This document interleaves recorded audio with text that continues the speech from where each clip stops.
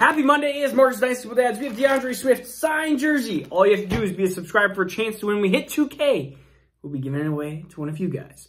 All right, let's go through some season-ending injuries here. Logan Thomas, torn ACL, likely torn MCL.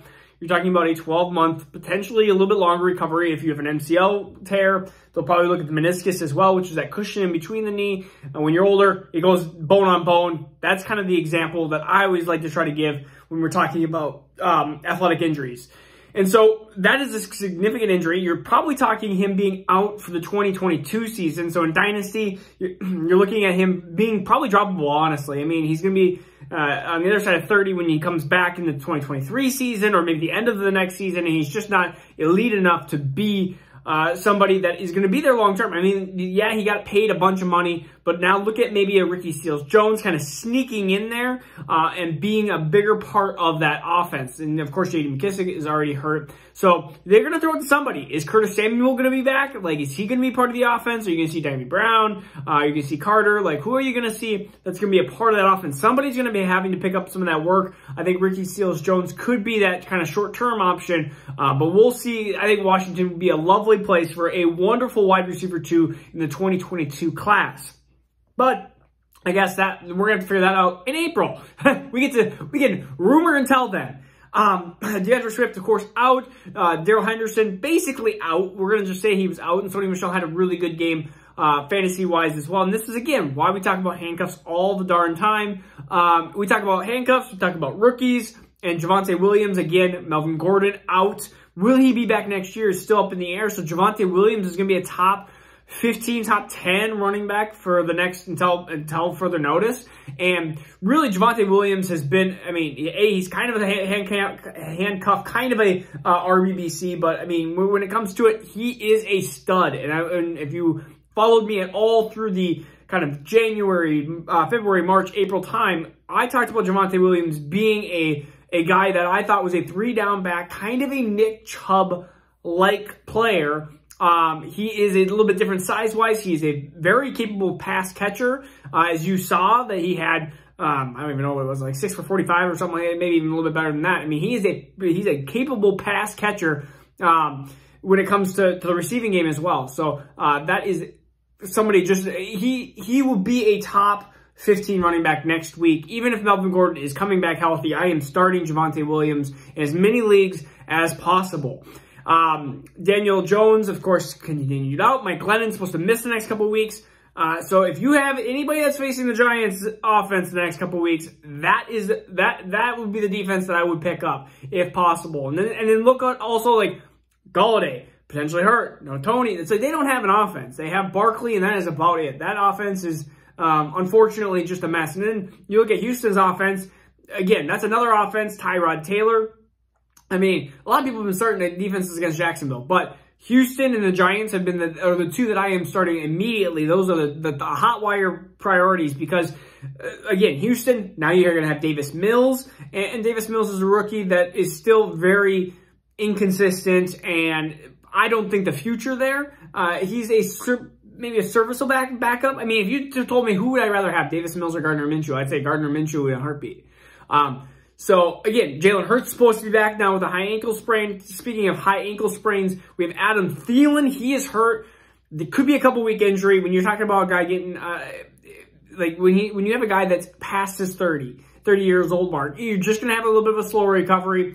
And at this point, the Viking season, unfortunately, is coming to kind of a close. And so Justin Jefferson, this doesn't really affect him. Alexander Madison is going to be a running back, top 15 running back, potentially even top 10 running back. Just because of the workload and usage that they use with him. And then you're going to see a little bit of Kenny sprinkled in there, Kenny Nwangwu. And then, so with Justin Jefferson, he's going to be a top 3 wide receiver the rest of the year. I mean, you put him, I mean, you have 5 people probably battling for that. You have him, Hill, Adams, and Kupp. Is that 4? Yeah, 4. I'm trying to think if there's anybody else. That's probably about it.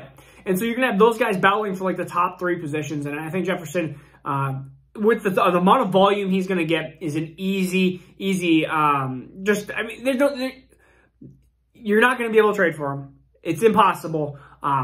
Just kind of also, man, I've been having some phlegm in my throat. It's just, you're in the winter. We got some snow here. It's like 7 degrees out, maybe 3 degrees out. Winter's finally hit us here.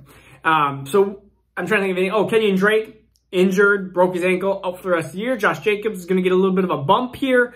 And that's about it. Darren Waller still hurt. You have all these teams that have multiple injuries. And so this is, again, the time of the year where you need to start looking at handcuffs, rookies. Like, these are so important. If you're a Najee Harris owner, if you're a JT owner, if you're an Antonio Gibson owner, trying to find the backup. And sometimes it's harder than it may look. Like, if you are a JT owner, is Hines the backup?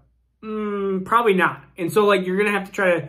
And so, like, maybe even picking up a player like Marlon Mack may look ugly, but it may save you from a week of not having a running back. And for an offense like the Colts, who runs through the running back, I mean, look at Cook owners, look at Kamara owners, look at CMC owners, look at, I could probably look at Darrell Henderson owners. I'm trying to think of other running backs. Chubb owners.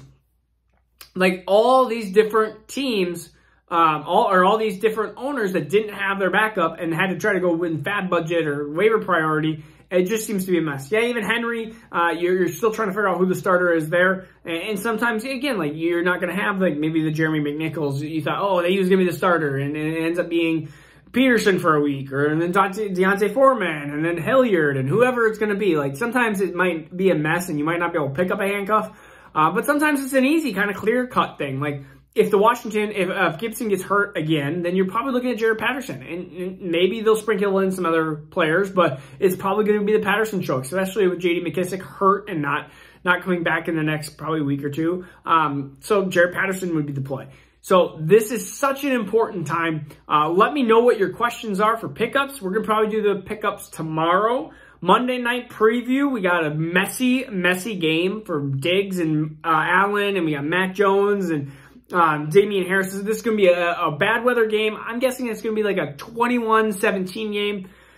I'm going to say Patriots actually pull this one off. I think Buffalo has been slipping some, and I think they slip again this week. I think it's going to be frustrating for Buffalo fans.